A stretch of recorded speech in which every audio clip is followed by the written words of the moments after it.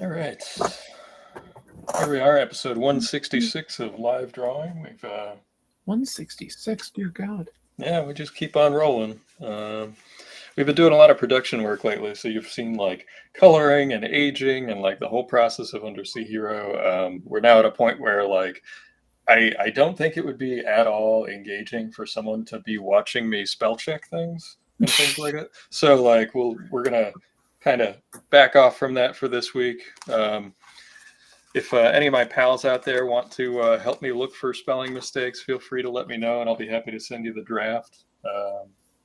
And fingers crossed, everything goes well. The digital books will be on their way to backers hopefully next week. So that's where we're at with Undersea Hero. But that's old news. We have new news, and that is that our friend Allison is with us here this week. That I am. Had a very Allison, bad MS day, so I took the day off from gaming to hang out with Ian. oh, we're sorry you didn't feel good, but we're happy you're here. Yeah, well, I'm always with friends. So you want to tell the good people what you're working on tonight? I'm working on some Last Sentinel pages. I finished up the main book, and got it all said and done and everything, and I was happy with it for a time. And then I looked at it and go, I hate this thing, and I redid the whole thing from the ground up, plot wise. Well, hey, hopefully it makes your quality control levels this time. Yeah, I'm much happier with it now. So Was it a story that really made you do, or was it the artwork? What was it was the art actually more than anything else. Oh, The okay. story is mostly the same. I mean, I trimmed out some parts of it and kind of redid things. I made it a bit tighter. I also added in a new character that I've been messing around with that I wanted to have in a story anyway. So, Oh, okay. And yeah, were they not in the book at all before? No, they weren't. Yeah, Oh. they were. They're actually created after I was doing the book. Oh, okay. So, I had thoughts about the character for a bit. Sorry, dealing with kitten. We are a cat friendly show, so we are fine. No, that's good. No, being known as Fat Cat Funnies, I would hope so. Yeah. Bruce is out in the other room, so hey Michael, good to see you. We gotta highlight the official opening, as I call it, for the show. Yes, Michael posts. Then we get Martha Z. Martha S. So yeah, so that's basically what I'm doing right now. I just kind of redid the whole thing, and I really kind of focused my artwork a lot more. I don't know. I just wasn't pretty happy with the way the art was looking at it. Even with it like colored and everything, where I can kind of hide certain stuff, I'm just like, I'm just not going with it. So, I've long held the belief that you can't usually save a page with colors, but you can ruin a page with colors. Oh, you can definitely ruin a page with colors. Yeah, which I have done. I'm not projecting that onto anybody. I have definitely cooked a page with too much coloring or like too much rendering, and I've really backed off on that as I've gotten older. Oh yeah, I've definitely ruined pages with color. So I generally try to keep my coloring simple. Yeah, and I think that one thing that really helped me, it's not just learning the tools or color theory or whatever. It's just planning the coloring from the jump. Like don't draw your page and then plan the coloring later. And that was something that I definitely was guilty of when I was young. I was guilty of that. We're like, it'll figure itself out. It'll be fine. This is one of my little drawing exercises that I do where I just draw like really simple hands and I try to make them expressive, and I don't do any underdrawing. I just let myself see all the mistakes and stuff and just try to work through it. Because like one of the things of when haven't been drawing for a while, and I don't know if this is true for you, is like I just have to finish something, and then that really, even if it's not the best thing, like I can then work on the next thing, and then that'll get my feet rolling. Yeah, no, I know exactly how you feel. I usually June is my month of back to basics, where I try to just draw basic stuff, like to work on perspective, work on shapes and design and stuff like that. Yeah. So Michael says, I noticed that YouTube streams lately last 2 to 3 seconds after the streaming tells the streamer it has ended. I appreciate that tip because as we all remember, there was the one stream probably like, I don't know, a month or so ago where like everything was going wrong. And then I absolutely swore on the stream at the end because I dropped a thing and it fell on the floor and I just went, oh, bleep. And yeah, no, it was bad. It was bad. It's one of those streams. It was like I couldn't get it to connect, and then there were all these other issues happening where like it was the sound was going in and out. It was it's not fun. It was a rough night. Just say that you had Jay on. Yeah.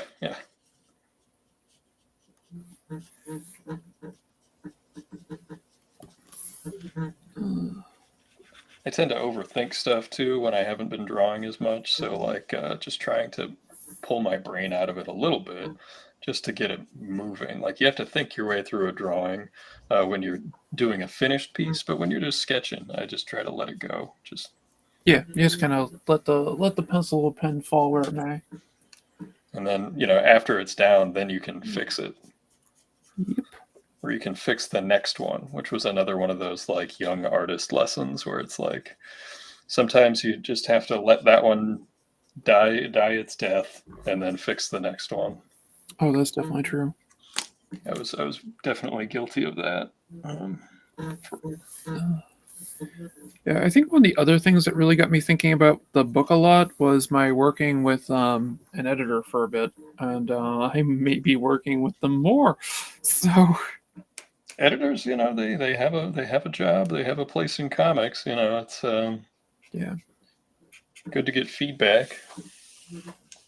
Yeah, manga editors are they're evil, but they know what they're talking about, and it's scary. Botrix has joined the channel. Oh, that's my thing. Oh, that's your thing. Oh, okay. Yeah, that's one of my moderators. Oh, okay. I use a bot to help moderate. I feel like we've definitely moved up in the streaming world. Just usually the bots are here to tell me that they can get cheap subscribers. Yep. No, then Botrix is free and gets rid of those. Oh, nice. I used to use Nightbot, but I always had issues with some of his configuration. I like the name Nightbot more. I'm not going to lie. I agree. The name Nightbot sounds cooler. Maybe that's because we're old enough for like Knight Rider. Exactly. Or on The Simpsons, Nightboat. Nightboat, yes. Oh God, I forgot about that. It's so good.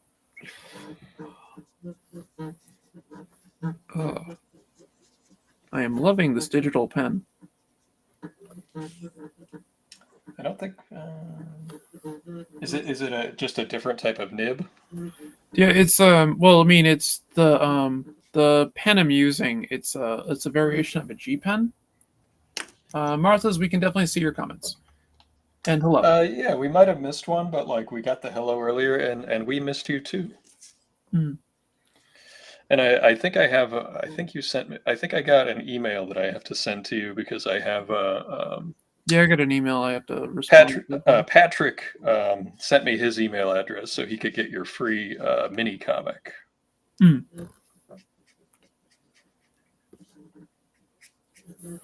But yeah, I think I got the 24-hour-a-day comic from you, and I need to check that out. I saw it. I didn't read it, but I saw it. The style was cool. Yeah, no, I looked at it briefly. I need to give it a solid read. Yep. Hey, Jonathan. But yeah, my editor over in Japan is evil. Well, you said you want to be working with them more, so they can't be that evil. I definitely want to be working with them more, and it looks like that's probably going to be happening. So nice. And The Last Sentinel might become a full-on manga. Huh? So, and this the version for the Kickstarter is only going to basically ever be printed once. So, and that's it. The going forward, it's actually going to be drawn right to left. So, That sounds like a challenge. yeah, I've been doing it with a lot of stuff lately, though, so I'm kind of getting used to it. Actually, right now, working on this, going left to right, is actually confusing me slightly. Oh, okay.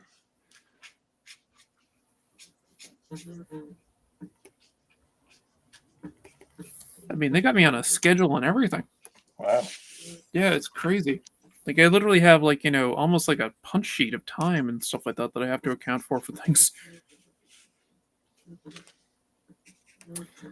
And I told them very straight up, I'm not going to work myself to death, so I'm not doing a weekly. No, that would be. We don't want you doing that. No, I couldn't do it anyway. We don't need Allison working themselves to death. That is not a No. thing. That is not a thing this channel would be endorsing. No, I'm not going to end up like Kentaro. Is it Mora? He's the creator of Berserk, and many others. Now, yeah, this brush is actually it's a free brush I found. Actually, Mike found it online. It's this guy he did. It was called Gnib. It's like free on Gumroad, and I'm just loving it. The nib, basically the G pen for this, because it gives a rough texture that I love. Nice. And it's a lot easier to use than my actual G pen. Patrick asks, why are hands so hard to draw? I think it's just because it has all the different, it has that combination of things with biologics that you have the solid bone, but then you also have like the meat that moves around on it and like the skin that stretches. So I think that those things make them a little tougher, but it also depends on how much people, abstract them. Like I tend to think of them as like interlocking little segments. And I use that, as I've talked about many times, the tubes and cubes method. Mm-hmm. And, it's like a Loomis method for dummies, kind of. Yeah, that sounds about right. I think that's how they did in How to Draw Comics the Marvel way. Yeah, breaking things down simply. I mean, that's just how people have taught drawing forever. And, I also think that there's something to be said when you're drawing a hand that you can draw it. If you draw it too precisely, it looks like it's not moving. Yeah. And I noticed that. Yeah, and I think that it can get stiff really easily. So sometimes, the exaggeration is important. If you look at Toth, the way he drew hands, they were almost like little claws. Yeah, he did kind of do that, didn't he? And Kirby's hands were like meaty. Yeah, big meaty squares. Yeah. Looking at Gil Kane's hands, like he absolutely used the Bridgman style. Oh God, yeah. Yeah. I take a little bit of influence from Milt Kahl. Yeah. And if people don't know, he's one of the 7 old men of Disney. Oh, hey, Patrick. And Patrick, I got your letter in the mail. Thank you very much.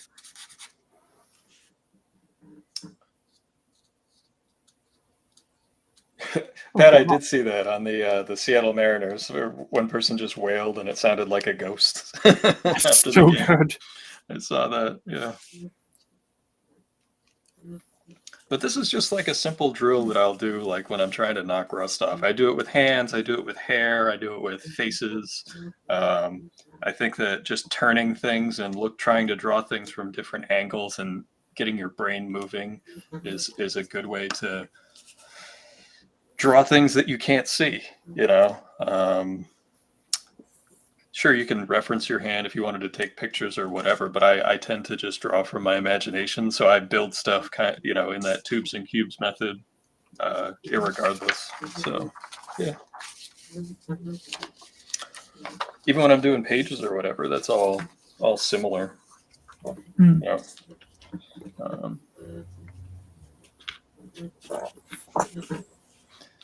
I was actually trying to look back. It's been a lot of episodes since we did any sketching. It was since that Perhapanot sketch cover a while ago. Oh wow, that has Yeah. been a while since you've done sketching. I mean, I've done sketching off camera, but as far as like during the show, because we've been Well, going you've been, along with Undersea Hero. you've been heavily working on that project, and that's important. So It has been a weight on my back for quite a while. well, as long as it's not a lodestone. It'll be like The Simpsons again. We replace the Stone of Shame with the Stone of Victory. That's very true. There we go. Stone victory for the win. Today is the anniversary of the Bobo episode of The Simpsons, which is the 64 slices of American cheese gag, where That Homer was so good. goes down into the kitchen and takes a stack of Kraft singles out of the fridge and says 64 slices of American cheese and proceeds to eat them all. That's so good. Oh, And Homer asks, "Have you been up?" Or Marge asks, "Have you been up all night eating cheese?" And he says, "I think I'm blind." that's so good. I think I gotta pull that eye back a little bit. I have done a little bit of reading of comics, and I know you're very familiar with my enjoyment of these, but it's the spooky season, so I've been reading spooky Charlton comics. Oh, classics. And for people that Those. for people that aren't familiar, they're an excellent comic line who started a lot of careers, like John Byrne and Mike Zeck and Don Perlin. Actually, Joe forgot about Staten. Mike Zett. Yeah, and they did a whole bunch of like haunted horror stuff, and like Tom Sutton, I think, did some of his best work there. He did some very Lovecraftian stuff, as you can see. And he did 3 issues that were full length in their horror line, and it's Haunted number 20, which was reprinted later, Dr. Graves 61 and 50, and they're all full length horror stories. And I think there's some of the best stuff that ever come out of Charlton. Midnight Tales was a good one that Wayne Howard, who was a apprentice of Wally Wood. Huh. He was the person who got the created by on the cover, and he kind of like ran the show for 18 issues, and it was an anthology, and it had, again, like all the Charlton people like Staten and everybody. Haunted Love, a personal favorite, where it's like gothic horror romance stories. Those are good. I've read a few of those. I enjoyed those. Uh, I just love horror stuff in general, but yeah. Bob Hall and Bob Layton also got some of their Ooh, early work in Charlton. Signed ones of those, huh? Yeah, it was funny when I saw Bob at, I think it was Gem City a number of years ago. I took it over to him. He's like, I never actually knew what issue this was in. That's awesome. And Ditko worked there from the 50s all the way up until they, closed their doors in 1985. And actually, one of his books was like one of the last issues to come off the press. Oh wow. And there's there's some dated stuff in here, but like there's some really excellent stuff. And they're anthologies, and there's very few like ongoing stories, great monsters. Who else? What's his name? Rich Larson, who did Whisper, got his start at Charlton. Cool. Very cool. Bill Reinhold, who did The Punisher and worked on Earth X and all kinds of stuff. He started at Charlton. Before he did The Justice Machine. Oh god, The Justice Machine. Does it feel awesome having UH done? I've been doing comics so long that I can't let myself feel awesome until the books show up and they're printed correctly. Yeah, you need to have it in your hand and verifying everything. I mean, I will I'll buy my cigar when the digital ones go out, and then when the baby shows up at the doorstep and it is mostly okay, then I'll celebrate. We're breaking out the champagne. Or in our budget, the champagne of beers. Yes, exactly. High lifes for everyone. Tasty. It's got the tiny bubbles. Exactly. And that's what makes it awesome. Ghost Manor, yeah. And actually Pat Boyette was an artist too. If you talk to like Phil Hester and even Mike Mignola will say they grew up really enjoying his work, and it was especially the work he did in the '60s. He created the character Peacemaker that is fairly popular now. Hmm. They had their Charlton Action line, which they didn't call them superheroes; they called them action heroes, and that Oh, I was remember that. Yeah. Captain Atom, Blue Beetle, uh, Judo Master, Pete Judo Cannon, Master, yeah. Thunderbolt, and then they had all kinds of other characters like Nightshade and the Sentinels, Fighting Five. They did, Jim Aparo got his start there too. Oh, okay. Dick Giordano. Yeah, I knew Dick Giordano did. So. But they did have the Hanna-Barbera license for a little while, so it's not surprising that the lettering would have that. Yeah, they that did do look. some Hanna-Barbera stuff, didn't they? Fred Himes and Ray Durko did the Flintstones and the Jetsons comics. That was it. Okay. And I'm trying to remember. I don't remember I think it was Tom DeFalco that wrote some of the Flintstone stuff early on. I think you're right. I believe he did write some Flintstone stuff. This is the useless trivia that I remember, not anything that would do right for mankind. Hey, it's fun. It's more fun to know comics trivia. I like how you set up the eyes on your face. I never really noticed how you did that. You basically draw the big eye, then you kind of figure out where the two actually fit on the face. Yeah, because it's like an abbreviated skull in my head. I might have to start doing that. If I started to, because when I'm really stuck, I'll just draw a skull and then I'll build the meat on top of it. When I'm really stuck, because this is where everything goes, and that also helps you get the cheekbones right. Yeah, no, that makes sense. And then you I see. haven't really thought about it. Yeah, no, that I might start doing that. I mean, I've built the skull if I'm having issues and things, but I've never really thought about doing the eye thing the way you did it. I might have to do that. I like that. It's worth a try. It's always looking for new ways to do stuff. Same. And it also helps me make sure. One of the things that I'm also guilty of when I'm drawing is making the skull too short, the cranium. Yeah. So even though I know that the middle of the skull is here, I'll short it because I'll draw the hair and I won't factor in the skull with the hair sometimes, and it'll make it look like the head stops right here. Yeah, no, I've been guilty of that. But these are the exercises. Aside from doing life drawing, which is good and important, these are the types of things that get me off my I can't draw anything, I'm terrible, I'll never draw again. I get whiny. Yeah, no, we don't like it all whiny, Ian. It's just not good. I get whiny, I get fussy, I gotta take a nap. I have to do that regularly, so I think I slept about 14 hours today, so Wow, okay. I hope it's no, a bit longer actually. I think I did about a total of 16. I hope it helps. I still feel tired. It's the joys of MS. See, and I gotta make sure I draw that middle line, and then that way my eyes don't get too high, thus shrinking the cranium.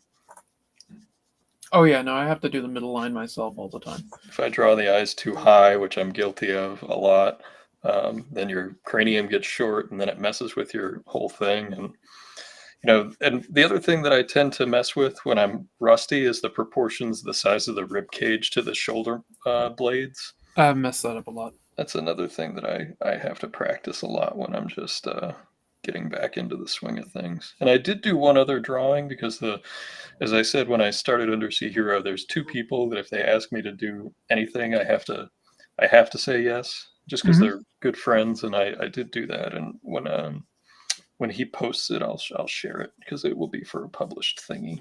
Oh, even better. I have to finish coloring it, but I'll take care of that tomorrow. That's fair. Again, I couldn't put it up because it's a published thing and I couldn't work on it. So that's another good thing about self-publishing is that you can stream basically anything you feel like working on. And even though I streamed like everything in the book, I don't think everyone saw everything. So like I don't know about as far as spoilers go, if there really were any.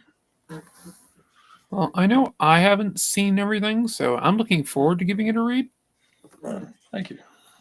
Hey Jay Kennedy. Oh God, Jay's here. We're doomed.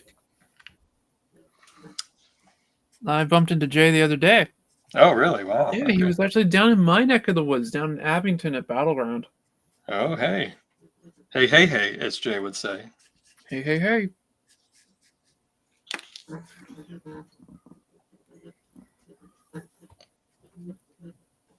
And then making sure that you don't draw too much of the eye when you've got like kind of a 3/4 view, which I'm, it's easy to do. Make sure the bridge of your nose isn't too high. Mm-hmm. And I'll even talk myself through it because like my brain will go faster than my hand, or my hand will go faster than my brain, and something will get crossed up. I can definitely. I've had that happen. Because there are some lines that you want when you're doing pen and ink of your hand move. You can only get the quality of line if your hand's moving quickly. Yep. If you slow down and make a deliberate line, it's a very different mark making. It's very true. And rotate the paper. Yep. And then you got to make sure that your jaw lines up in a way that it makes sense with where your neck muscles are. And I'm not thinking about the design of the character right now. I'm just thinking about the basic stuff. You're basically doing shapes right now. Yeah. It just happens to be in the organization of a face. Yeah. And I even will draw like the most generic hair just to be like, okay, that kind of fills that space. It definitely works. And you have a face. And then, what I generally do after I start getting shape is I start adding shadow. And how I do that is I will just pick a place to put the light source, and I'll just draw it. I'll just draw an X. So there's our light source, and then I'll draw an arrow. And if you look at like some of my pages, you'll even see that I do these on pages, because what it'll do is it'll just make it so that anytime I need to reference it, it's right there. Yeah, no, I do something similar when I need to find the light source. I usually put an arrow that just tells me where the light's coming from. And then I will sketch it in that way.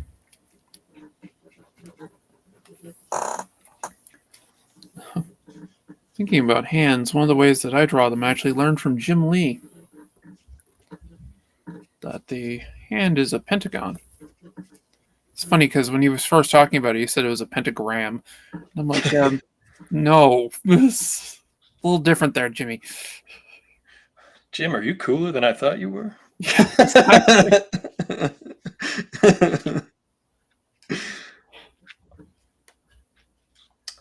Michael says he had that happen where either my hand or my mind was moving faster than the other one drawing. Yeah, it's interesting. There's like an equilibrium that you get. I mean, they throw around using the term fugue state or whatever it is, but I think that's just state, like I think that's just overreaching or over.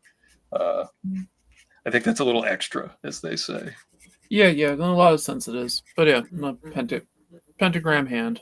And the other thing about it is you can literally draw any shape using pentagram. Now I said it, pentagon. You're like, it sounds cooler. It does sound cooler. I mean, it's like Nightbot. Exactly. Nightboat. That's what we call in the broadcasting business a callback. Yep. Having worked in the broadcasting business, I can attest. That's right. You're the only one here that has. Probably. I haven't done I've done storyboards and things like that, but I've not worked in broadcast. I actually worked in TV. Yeah. Behind the scenes. For quite a while. Yeah, I did. Yeah, it was. Best job I ever had. If I could still maintain a day job, I'd do it.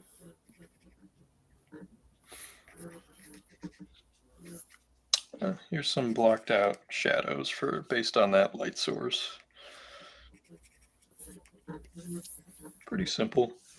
Not too much because there's no backlighting or anything, so there's no like rim lighting. It's just a single source. That's a good way to get my brain moving as far as thinking about lighting, because those are like the stages of the things you got to think about are starting to layer. As you can see with these exercises, it's structure, and then it is lighting, and then after that it'll probably be composition, and then surface. And then when all those drills come together, you can then You can then make a work. piece. Yeah. Yep, you can then work. And usually this, I can do this in a sketchbook, but I'm just doing it on like the cheapest computer paper you can buy. Yeah, I have a pile of basically printer paper around that I keep the doodles on, and I also do page layouts on them. Oh, nice. Yeah. Jay says he's got to go. Good to see you, Jay. Oh, good seeing you, Jay. Have a good one. All right, so should we do character sketches or a sketch cover? I don't know. Well, what do you have for sketch covers? Because I could determine. Yeah, I could. The ones that are right next to my desk, I've got a Hulk.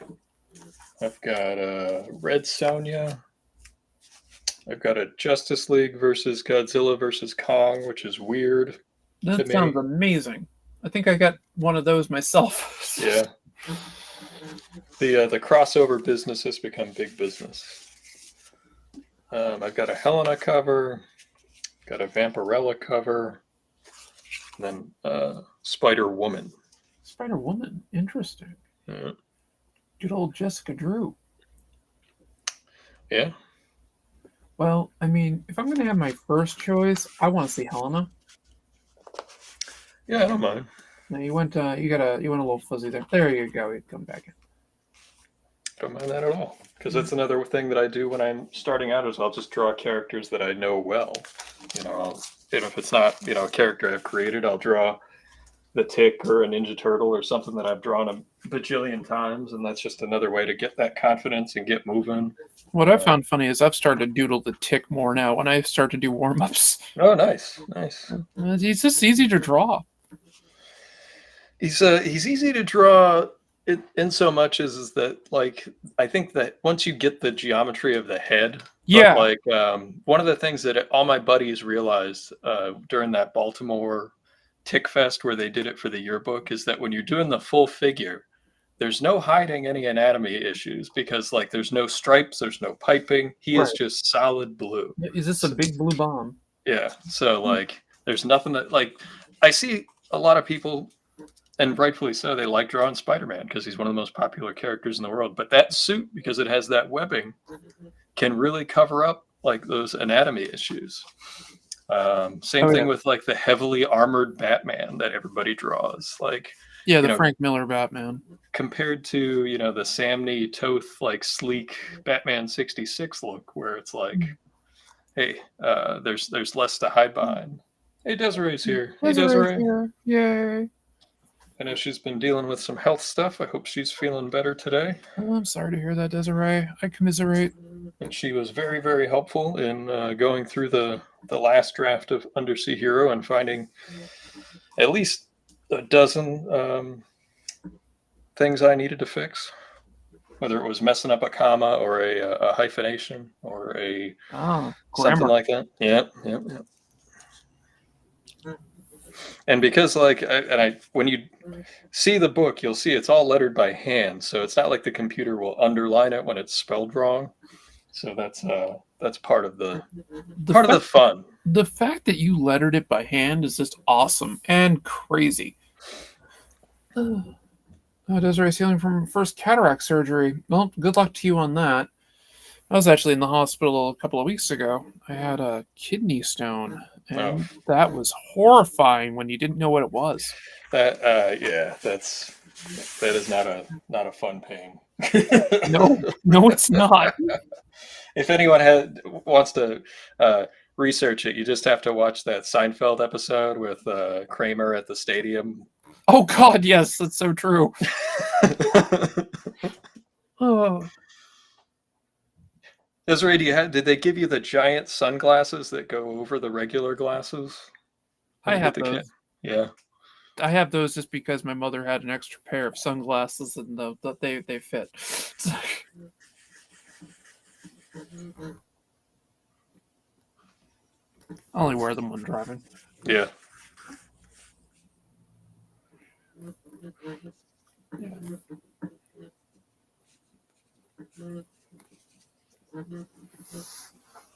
I like that line. Oh, she does. She's got the Yep, big big plastic glass one. to wear outside. Nice. Fantastic. Nice. I'll drink to that. If only it was alcohol. But they gotta get you back to so you can watch your Dodgers in the World Series. I always appreciate your "Are these my seats?" posts.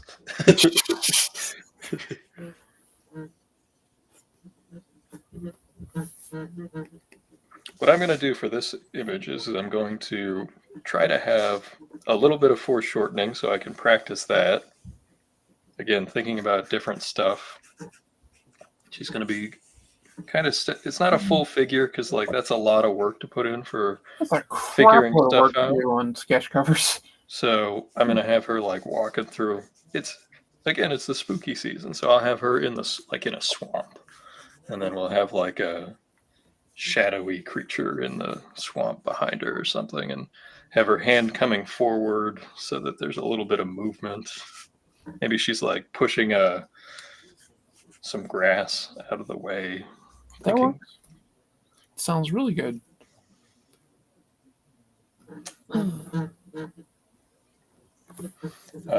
Patrick says, I feel like Orange's White House will look like Las Vegas eventually. That's probably it's entirely a possibility.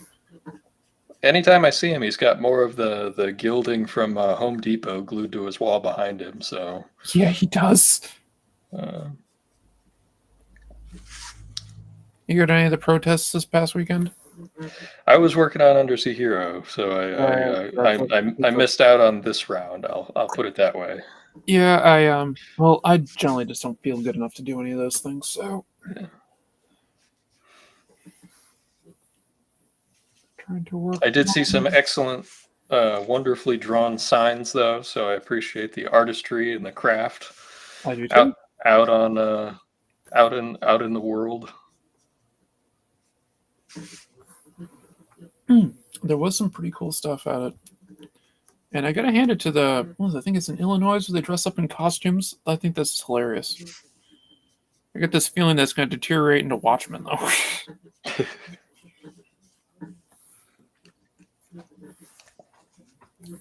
There we go.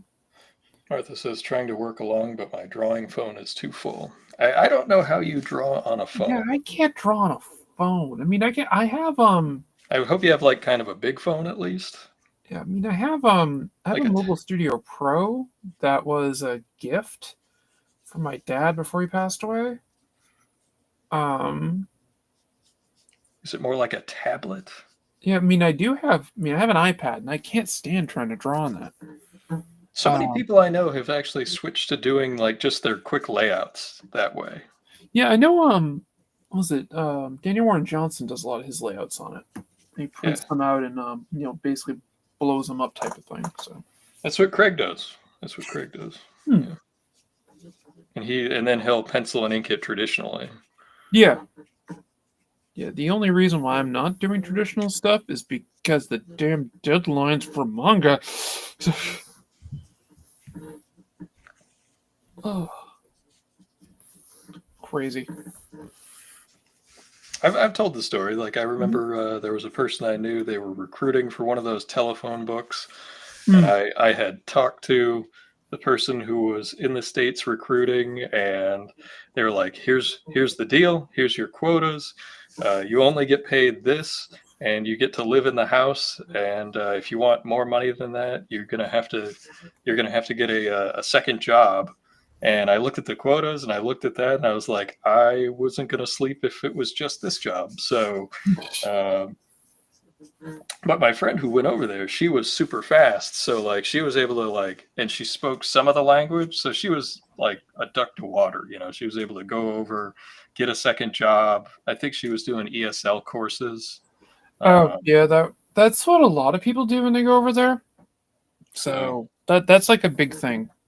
but that was like her second job after doing like pages and stuff. And I'm trying to remember the magazine she worked for. I don't remember. It wasn't Shonen Jump. It was one of the other telephone book sized ones. Yeah, there's a few of them out there that are pretty big. And at first, when you go over there, you work in a studio of someone else, and it's uncredited. Yep. And then, yeah. Yeah, you're basically a helper. Pat's leaving. Catch you later, Pat's Pat. leaving. See you, Pat. I'll probably see you tomorrow, Pat. What was it? Brain freezing. Yeah, you're an assistant to someone for a bit, and they make sure that you can handle things, and then you go into doing it for real, off your own stuff.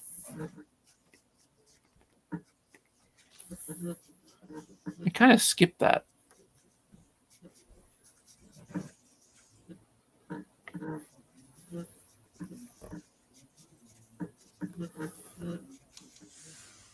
Gotta make sure I get the hip bone. She's kind of like twisting. The legs coming forward. Yeah, so you gotta have the leg in front, and you gotta have the hip bone turned right with the body shape. And she doesn't really have like defined abs, but you gotta kind of show where the belly button is and the relation to where the ribs are to make it look like she's twisting. We still gotta do our crossover with Helena and my Danny character. We do, yeah. Okay, I'm just gonna keep noodling the fur on this guy, so I'm gonna move on to the next one. Oh, actually, I'm gonna add a little bit of tone in.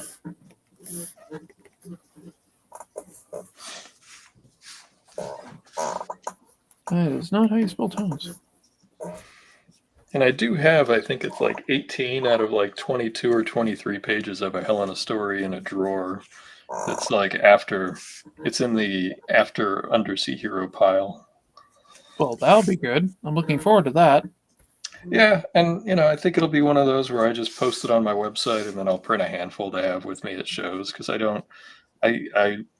when I put out my making of Undersea Hero zine, I will talk about my Kickstarter experience, and I don't. If I go back to the platform, I don't know if it would be anything like Undersea Hero. It definitely would not be a situation where like the book isn't done, and I don't want to do I wouldn't want to do big sprawling stretch goals or anything like that. It's literally like just a buy it now kind of thing, like a pre-order page. That's basically what mine was. I only had one other thing you could buy on my page, and that was a map of the world. That's it. Yeah. I had no stretch goals, nothing. The only other piece on there is you could get your cover. Yeah, and even that, I'm like, I don't know. And it's nice, you sell a big pile of your books, but I don't know. With doing it entirely by myself, it was a lot, and I want to be able to sustain a regular output rather than just the occasional big project. Well, this book is probably going to be my one and only Kickstarter. Yeah. I don't see myself doing any more, especially with the way things seem to be going with this. Well, I'll be blunt with it, with Shonen Jump. So things seem to be looking good. It's great. Hey.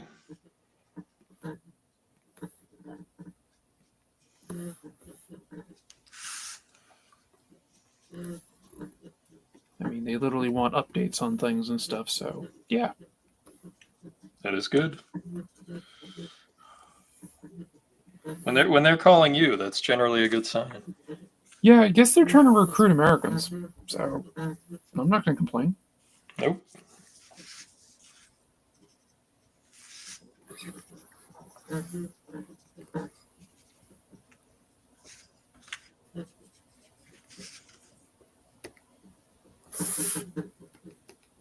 I'm not one to complain. I think I'm going to move that out a little bit.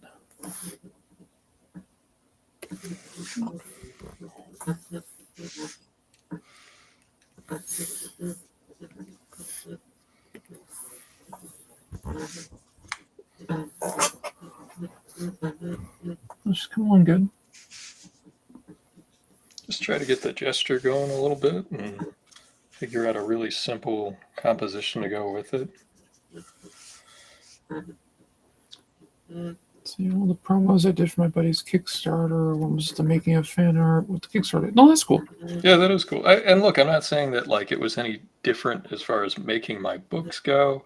There was just some stuff with like when you run a Kickstarter and like if it gets any pub whatsoever, like all these people descend on you for like, hey, hire us to do your fulfillment, hire us to do this, buy your followers to do this. And like it was this like it was predatory. And Yeah. and that's not even to mention the labor situation with Kickstarter right now. I mean, there is a strike going on with some of the creatives there. So like, if you want to research what's going on there, my friend Sam Cusick, who has helped a ton of creators get their books funded, he posted about it on his page, what's going on. So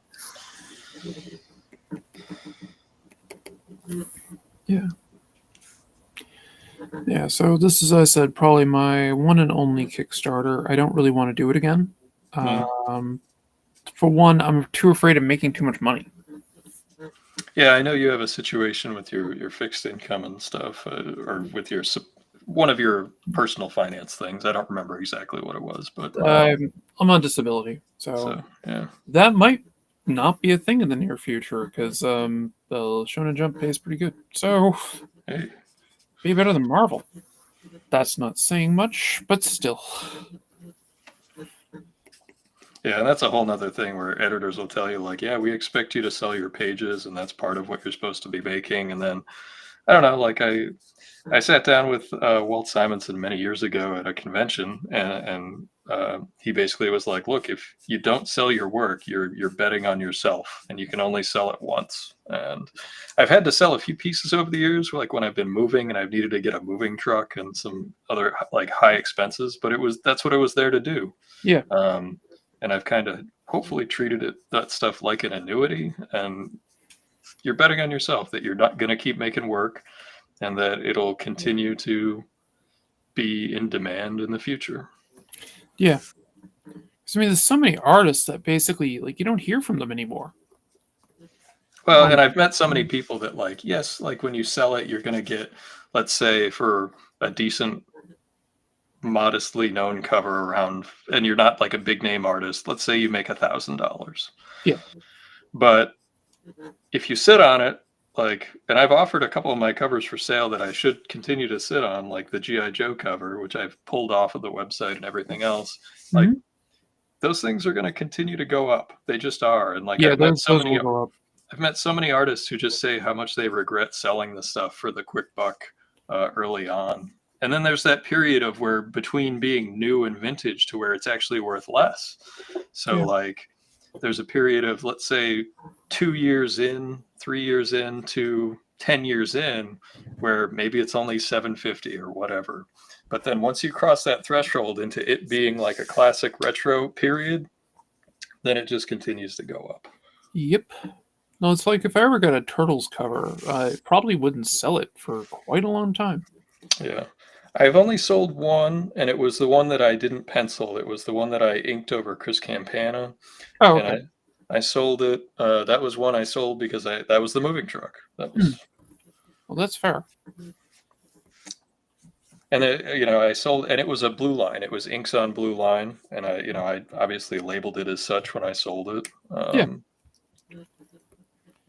And priced it accordingly. It wasn't like I was selling it as like pencils and inks on the same board. And one thing I did start to do, and I did it with my Desiree says didn't know that part of Kickstarter, the labor strike, or the other vendors coming in to be like, hey, give us money and blah blah blah, and we'll handle the finance end. I had one that told me that. I screenshotted that, and I was like, Jesus, if anyone agreed to that, I just no.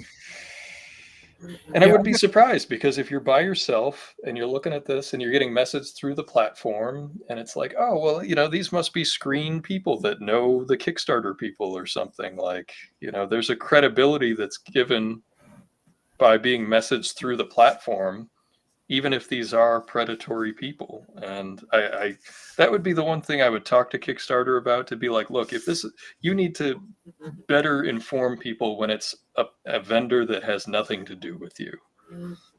yeah, because I mean it's spam, and they're very predatory. Yeah. 'Cause And I got a crap load of that stuff, and I'm just like, no, I'll handle it myself, thank you. and look, there are people who are new to comics, new to business, like, and those are business senses that not a lot of people have developed yet, or some artists never develop. And I don't know, I just think that they could be set up to be preyed upon within that situation. And look, I'm not saying I won't do a Kickstarter in the future, but it would just be organized much differently. Like, the book would be done, everything would be done, and it would be literally like book signed yes or no, and then a sketch. Yeah. That makes sense. I mean, hell, I my did. book was pretty much done, and I said, fuck it, and I redid the whole thing. Yeah. Honestly, Desiree, I didn't know about it either. And so many of my friends for so many years had been like, you got to do Kickstarter, you got to do Kickstarter. Like, and they never said, like, 1,000 printers are going to be sending you emails, or, sending stuff through your website or through the platform, and then there were people that I knew that messaged me, and that was fine. Like, a printer that I know is like, hey, let us, give us a shot at quoting it or whatever. Like, oh, that's fine. That's just business is business. Yeah. But there were some that were just like really just kind of scummy. I mean, that's Oh yeah, and there's a lot of scum. I don't blame Kickstarter for the vendors' actions, but I would like the platform to find a way to disseminate between, messaging that is from people that they have screened or not, as potential support for your campaign, because they have, like, oh, we'll promote you ones. There's ones that are, like I said, print production, fulfillment, like every element of a Kickstarter campaign. There is somebody trying to take some of your money away for that. Yep. And there's not, and in comics, let's be honest, like, No, there's not that much money in it. And I, for my book, like, I think I charged for the early bird like 15 or $20, something like that. It's 72 pages, and sometimes you're paying that much for a 24-page comic on Kickstarter. Like, I've paid $20 for a 24-page comic on Kickstarter There's before. plenty of people who do that much because they're paying, themselves, the inker, the colorist, the letterer. Yeah. So I don't know. I love how my friend Mike Vosberg goes about his business, and like, that's, to me, that's the model for what I would like to do. Is he posts it on his website for free, and then he will announce that he's going to print, and if anybody wants one, you can pre-order one. And then if nobody orders any, he just prints as many as he feels like selling, like at his LCS and at local shows. That's kind of, And that's how I used to do it. yeah. That was my this project way of doing it. So Yeah, no, that kind of makes sense. I mean, I kind of want to put like this out on the web at some point, and have people so they can read it too. But I just don't want to do it on my own webpage anymore. yeah. Well, I think especially with that, like, and if you're going the direction you're talking about, Mhm. like, if you build up of enough pages, webtoons all the way. Yeah. Also, You know, there is let's just talk about Shonen Jump again. They have a web form that anybody can publish on. I didn't know that. Yep, it's was it Manga Plus? And you can do it either in like the webtoon format, or you can do it in basically a manga format. That's very cool. I didn't know that. And they also, if they like your work, they will hire you right to the webpage. Oh, I lost.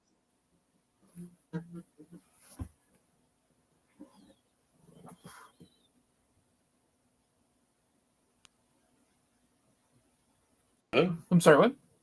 oh no, my internet conked out for a second. Oh, okay. Sorry, I got a message from my buddy Mitch, so I just had to look at it real quick. Hi, Mitch. It's one of the people I hang out with on Sunday mornings. Sunday mornings. Are there cartoons involved?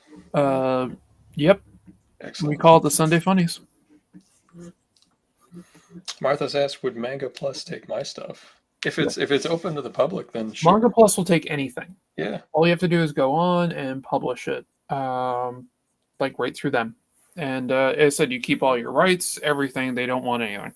Oh, that's And cool. if they like it, they'll approach you. And they actually pay a pretty good amount. So like they have monthly contests. They literally will pay people out of the monthly contest to put stuff into their books. That sounds like it's up your alley, Martha's. You do the contest thing. You like those drawing exercises like that? Yeah. So I definitely will promote them. I mean, technically, I'm working more with Viz, which is the American version of Shonen Jump, but you know, my editor's in Japan, so I do have an editor in California, I think, too, but I don't speak to them that much.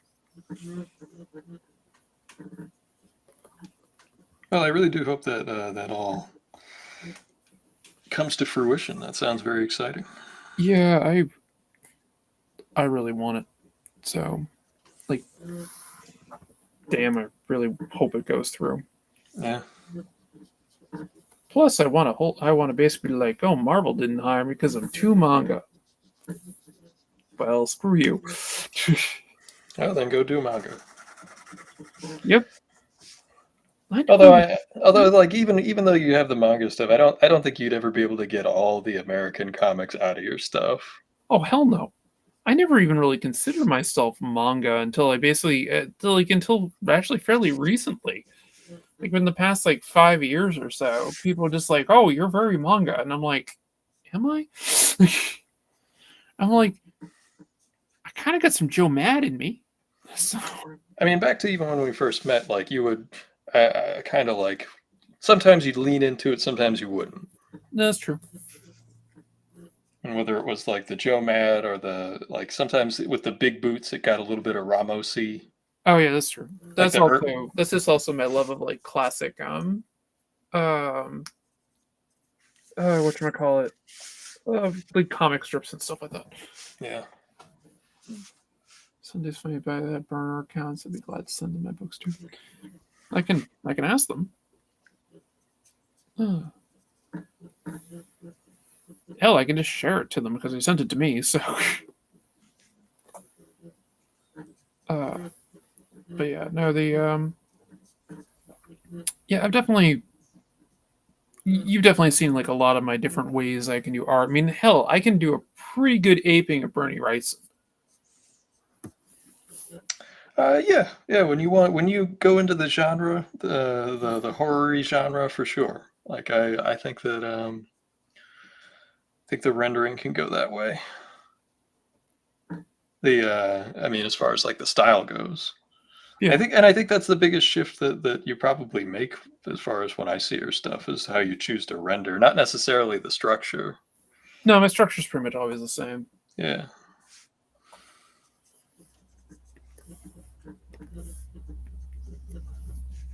You know, when I used to like do kind of like drawing lesson-y type things instead of just this informal chatty stuff, like I would talk, you know, structure and surface. Like those were the 2 ways to break down of like learning how to do artwork. Mhm. And that would be like the 2 areas where it's like, okay, we're going to start with nothing but structure. Don't worry about the rendering or the shading or the shadows. We're doing just tubes and everything. Mhm. And then, you know, the following week it would be, you know, okay, we're going to take one of those drawings that you've hopefully forgot, because you can get too invested in your own drawing, like you forget, you don't even like get nose blind to seeing where you did stuff incorrectly, so you got to put it away for a little bit. Oh, you're absolutely right. And then you pull it out a couple weeks later, and then you're like, okay, now we're gonna light it and we're gonna texture it and fix things.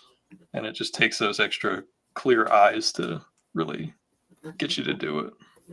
Yeah, like I'm adding in some quick tones here, but this isn't the finished render. This is just me getting an idea of things.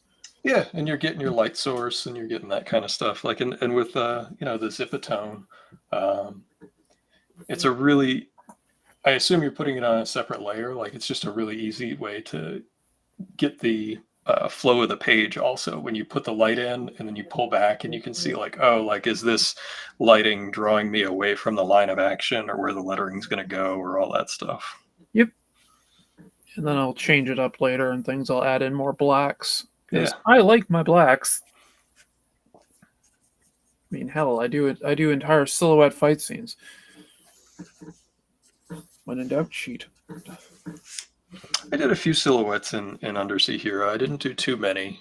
There's just a couple where it's like the character's silhouette is so funny looking that I was just like, oh yeah, we gotta just have that. It's the panel. Yes. Certain shrimp character has the silhouette, and this is I'll back this out, but this is my splash page that I have in it. oh, very cool. Can you zoom in kind of like the upper middle panel? That one that's like just to the right there. This one? Oh yeah. Good use. You see how Allison used the door and the windows to frame that character? That's just good stuff. Yeah, it took a lot of practice to figure this stuff out. And some of it's dumb luck too, so And the bar draws your eye back and it just it reinforces the composition. Like that's not easy stuff. Drawing people in like a bar setting, saloon, like if I look back at some of my early stuff, I definitely butchered the placement of the feet on the plane and all the heads are on the same, like the right levels going in off into the distance. It's a hard thing to do. that's a pain in the ass. Yeah. And then I did it over here. I actually have an additional border around the bartender, and he's kind of pointing over to here because he's talking about looking for her.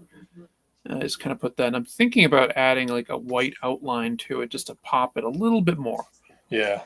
Because you got those shadows, and then you have the Desiree. You did hear Zipatone. We are a Zipatone positive. Yes, we are definitely a Zipatone positive group.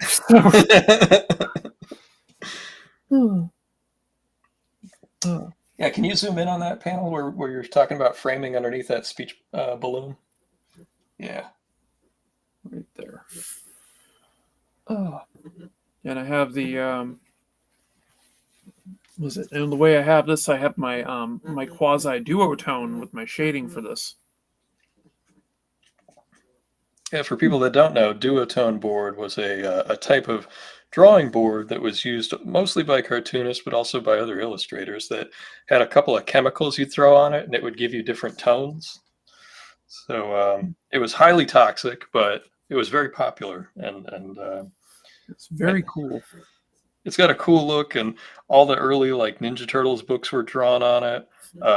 American Flag, the early years was drawn on like a different brand of it, and it had a different texture to it. It was like a stippling almost.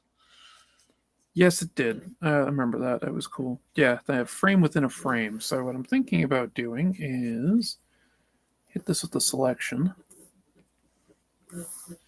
Then go into white.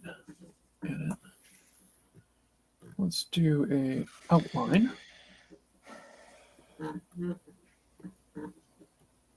Do that. I think I gotta get it a hair bigger.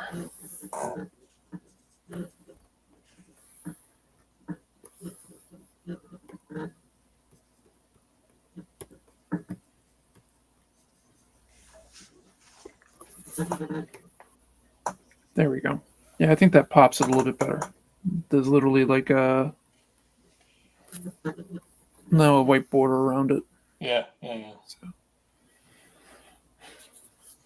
And rim lighting is another thing that I think people overdo it on, and I think that we grew up in an era where like adding that little pop along the edge of stuff was, and it was even done outside of a figure. Like if they drew a figure, they would even go in with the whiteout like right along here, along the edge of the figure, and give it just like this glow almost. And it was just the image guys used it a lot, and you know, I think one of the guys that used it the best was actually Mark Texera. I He think did do it pretty good because he knew how to blend it. yes, yes, and he didn't overdo it. Like he would use it very effectively in like his Ghost Rider stuff. Yeah, and that was a horror book. I mean, you can completely ruin it with that, and he Yeah. pulled it off. I mean, the person who got me out of using rim light is actually Frank Miller. He doesn't use a lot of it with his Daredevil and stuff like that. He didn't really No, use it. and he Yeah. used a ton of single source lighting. Yes, he did. And Frank Miller, if you really look at my stuff, you can see there's a lot of Frank Miller in me. Well, especially in your panel to panel, Mm. I would say. Yeah, I'm definitely a Frank Miller junkie when it comes to that. I mean, I keep actually of books I keep on hand that are like right next to me at almost all times. I literally have a copy of Ronin. Okay, yeah. And if you're a Frank Miller person, he would say he's a Will Eisner person. So it's just Yeah. like another layer of that Hmm. inspiration. And I'm definitely influenced by Will Eisner too. Yeah. Yeah, there's actually an interesting book that I think Dark Horse put it out, like the early 2000s, where Frank Miller interviewed Will Eisner. I remember that book. It was just called Eisner Miller. And I don't know if it's like, impossible to find, but if you want to listen to, two people who, especially at that time, were just giants. Mm. Um, and Will was still at probably the height of his powers for like doing his wash and pencil technique that he evolved to later in his career. I love that technique. Yeah, he even used it in that issue of The Escapists with Michael Chabon that he Mm. did. That's another one of those, like, if you're hunting through dollar boxes and you see any of the Escapist, which is a comic that was based off a character from a book called Cavalier and Clay that won the Pulitzer Prize. Oh yeah, I remember that. Yeah. Michael Oh, says he's got 7 pages to go on his coloring, and then he's going to look over the pages and touch it up and do a cover and back cover and done. That's awesome. fantastic. Michael's a machine when it comes to putting out books. He is. He's Yeah. just crazy. He says he has the Eisner Miller book. Nice. That's very cool. Yeah, and the Frank Miller autobiography. Yeah, I have it I backed it, so I'm waiting for it to come in. Yeah, it's like it's Frank Miller American something. I saw that it was happening, but I didn't do a deep dive in it. Is it actually going to be like talking about like when he worked at continuity and stuff, or is it Oh really yeah. just about like I was the man doing Daredevil and then forward? No, he's going to be talking about continuity. He's actually, I believe, he's going to go into more like detail with Ronin. He had a Oh, recent cool. interview where he was actually talking about Ronin. Now he's just like, and nobody liked it. I think it had a greater impact on creators because, like, especially like if you look at like the homages that showed up in books, like the Oh one in god, X Force and yeah. I was going to stuff. mention the X Force one Yeah, when Shatterstar basically rams the sword through him. yeah, yeah. Yeah, that Martha was says right out of Ronan was my favorite of his too. Yeah, Ronin's my favorite. I mean, I like all of his stuff up until about I think it was Hell and Back is the last real Sin City story. And I wasn't really into his Dark Knight Strikes Again and stuff. I just didn't really. Dark Knight Returns I love, but just not really into it going after that. I know I'm in the minority. I did not hate Dark Knight 3, the one that Andy Kubert drew. I thought that was actually okay. Oh, I didn't hate that either. I meant more of just like his art and stuff. Oh, gotcha. But yeah, I wasn't really into Strikes Again. Out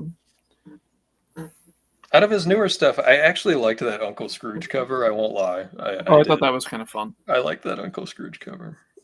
And there's a couple of hidden gems of his that I like to bring up. He got his first book he did was actually in an issue of the Twilight Zone. So if you ever look at in Yep. dollar bins, that's one thing to look out for because Yeah. people just put the whole chunk in there. And they don't realize it's Frank Miller's first published work for Yeah. like Gold Key or something like that. Yep, it was a gold key. And then a couple of his early Marvel works were actually inventory issues. One of them was John Carter, and then Yep. the other one was a Captain Marvel story that got published in Marvel Spotlight. And the one Yes. that's in Marvel Spotlight, I actually think is really good. And if you look at it, you'll see the beginnings of what his influences were that he would go on and use in 300 in the statues and the alien planet Mhm. and stuff. Like it looks like what's his name? The Leonidas. Yeah, it does kind of. God, I wasn't really thinking that, but yeah, you're absolutely right. And a lot of people don't realize the first time he drew Daredevil was actually in Spider-Man. Yeah, what was it? Was I don't remember I the think it was issue an number. annual. I thought it was in Spectacular No, Spider-Man. it was a spectacular. He did like 2 issues of Spectacular. Yeah, One of them has an amazing cover with the like just Doc Ock's tentacle arms going around. And he's like holding the newspaper of the Daily Bugle with Spider-Man fighting. that was one of the annuals. That was really Yeah. good. Yeah, yeah, yeah. That was, Then he and did then the other one that had Daredevil in it. there was the Daredevil two-parter they republished later as like a one-shot. Mhm. That was how I didn't actually have the original issues. I just had that. In the 80s, they started doing like what were they called? They were like prestige versions where they kind of did painted colors. Steve Olive would do painted Oh colors. yeah, I had a few of those. They did Moon Knight. They did some of the Neil Adams stuff. Mhm. I think they even called it Classic X-Men. Yeah, it was like a classic X-Men type of thing, and it had his like first appearance of Havoc, and I can't remember if he did the first appearance of Polaris. I know Steranko did the cover. No, Steranko did the He did the interiors, interior and it thing. was inked by Tartaglione. And Yeah, that tracks. yeah, and I know that Mr. Steranko was not a big fan of those inks, but No, I've looked at them like recently, I and don't mind them. they're just average of the time. Yeah, I mean, it's not like they had Vince Coletta. yeah, they didn't have Vinny doing it, but the guys like Tom Palmer hadn't come on the scene yet. Right. So like Giordano was at Charlton at the time. So like the guys that would become like the status quo inkers of the late silver and bronze age. I mean, I think the best inker that probably worked with him was when Senna inked his Captain America stuff. Oh God, yeah. No, I completely agree with that. Because he Yeah, was like the slick line guy of the time, and like eventually that baton got passed to like Giordano and then Terry Austin, and Terry like Austin took it and ran. he did, yeah. Uh, But he was Giordano's assistant first, and it's funny like when you look at the early Terry Austin stuff, it was all tons and tons of rapidograph and crow quill, and like you could see some of the Giordano isms in it, the yes. early stuff, yeah. Was it Oh yeah, Mike said that his book coming out, "Push the Wall: My Life Writing, Drawing, and the Art of Storytelling." Yeah, he was talking about that in the interview too.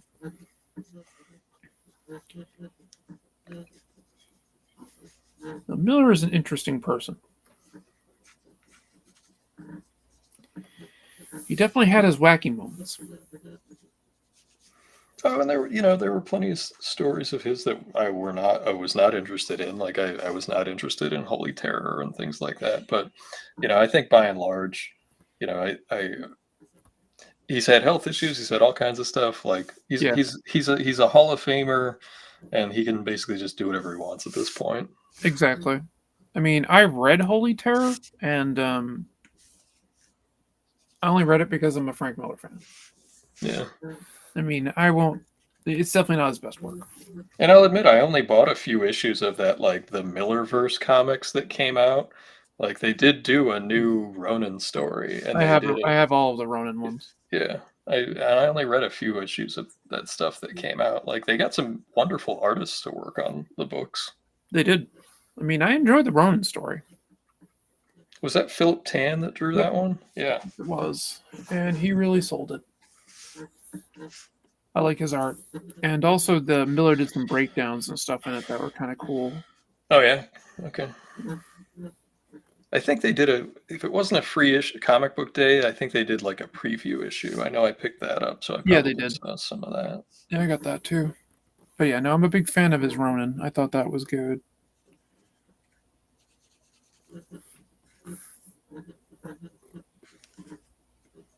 I mean, hell, I have the actual issues of Ronin also like sitting right next to me.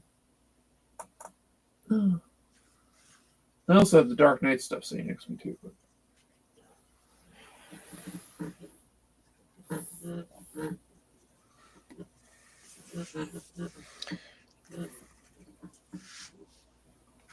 But yeah, I definitely have Miller-isms in my art. Actually, my friend Curtis once said that looking at my art was like looking at Phil Foglio meets Frank Miller.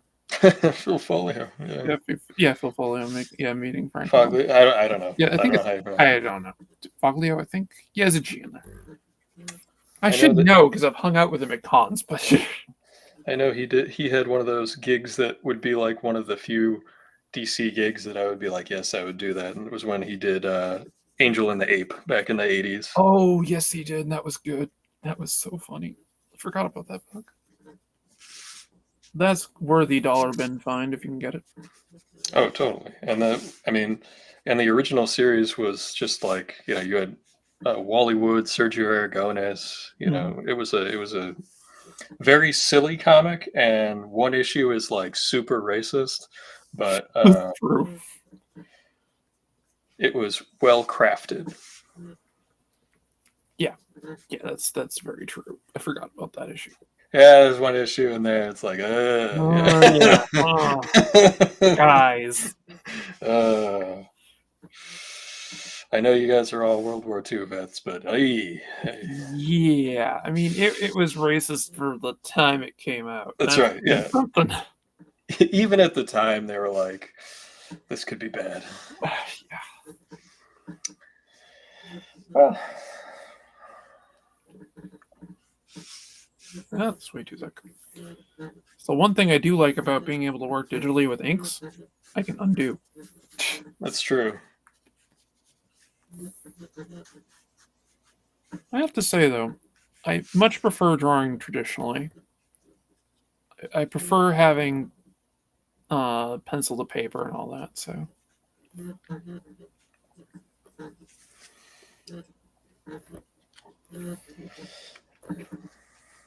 That would be the way to put it, Delamain. It was a well-made comic book that should be forgotten. yeah, It's yeah, not a. that's a good way of putting it. I'm perfectly okay with them never reprinting that. Yeah, yeah. If you can find it in the wild, it's definitely kind of an interesting find. But yeah, don't pay any money for it. Yeah. It's a good dollar bin find. That's about it. But the issues that Sergio wrote were mostly about Sam Simeon, who's the ape character. He's a cartoonist, and it's like him dealing with like amalgamations of actual creators that are like the villainy characters, and you know, Angel O'Day is his secretary slash like partner in crime when they decide to at night go uh, private detecting. Yeah, private detecting probably the best way of putting it. And then Angel's redemption was actually in a book that came out much later because she was definitely a stereotypical character of the time, but she had like her clever moments, and it was in Showcase issue 100 that was drawn by Joe Staton, and I think Paul Kupperberg wrote it, where and it has every character that ever showed up in Showcase in it. And spoiler alert, it's a book that's like 50 years old. I don't Yep. care. So I'm just going to tell you what happens is that Angel's the one that saves the day. And it's the least likely character. You got Aquaman, you got the Atom, you've got Wonder Woman, you've got all these like super powerful characters. Yeah, the Flash was in it. Yep. You had Green Lantern. Oh, You had Hal Jordan. You had tons of characters in it. Yep. Literally anybody who appeared in a showcase was in it. So all Viking Prince I think showed up in it. It was like it was everyone. And she's the one that saves the day. Wait 1 sec. But Yeah, I mean, Showcase was an interesting book because they rebooted it a couple of times, and they would always introduce new characters, but um, sometimes that would be their only appearance. There was a Manhunter that showed up and was like he did like a two-parter, Nightmaster, which was a cool fantasy character that was drawn by Bernie Wrightson in an issue, and then God, what's the guy's name? Worked for Eisner that drew the other issue. Jerry Grandinetti, who is a phenomenal artist that not a lot of people know. Um,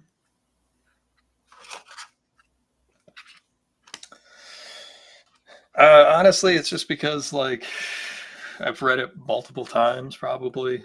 That's you know, and it's a different thing reading a new comic as it comes out because sometimes I will forget it.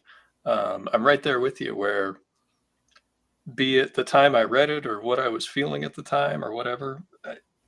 Also, that issue 100 is memorable because it is such a large. It's almost like an annual sized issue, um, and it's almost like a giant crossover all in one issue. So, like, there was a lot happening in that issue. And I remember the artist because I really like Joe Staton's artwork. I think that when his mature style happened, he was exciting when he was young in the 70s doing. We might even have some like sitting right here probably if I have any E-Man or whatever. Um, but his style matured at First Comics when he was the art director, and then he did like tons of Scooby-Doo books and everything else. But like when his stuff matured, I just really loved it, and it was cartoony, but he could go back and forth with series. He did a run on Green Lantern with Guy Gardner that's been reprinted, and Joe Staton. I think he was the co-creator of the modern version of Guy Gardner. Yeah, I'm really liking that.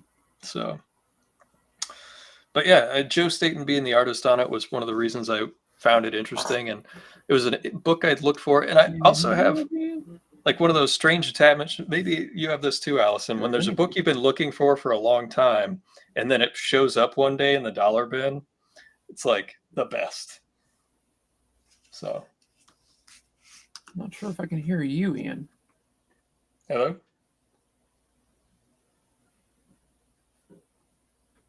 Hello?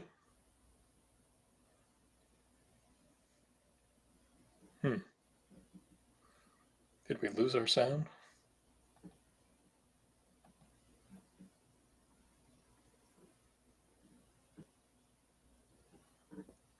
So, let's see. Hello? Mine says it has it says it has sound. I don't know. We frozen? I'm not frozen. That's just I think that your sound is missing. I can't hear you. So. Okay, so Mike can hear. All right. Right then. Oh, okay. So Mike can hear me. So I think it's Allison's. How about now? Can people hear me? I can hear you. I don't know if that helps. But.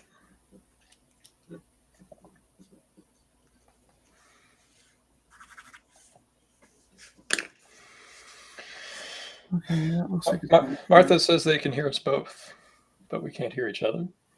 It's weird. I mean, I can hear her. Okay, so Mike, you can hear both of us, but I can't hear Ian. Not sure if he can hear me. I can. You showed up to say goodnight. Okay then. I guess we'll. Since Allison can't hear me, we'll call it a night.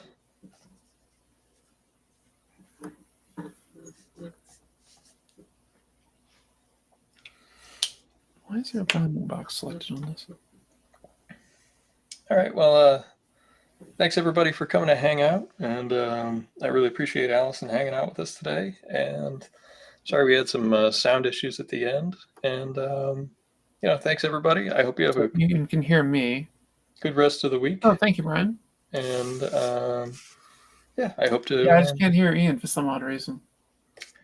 Have a good weekend. So thanks everybody. I'll catch you later. Have a good night.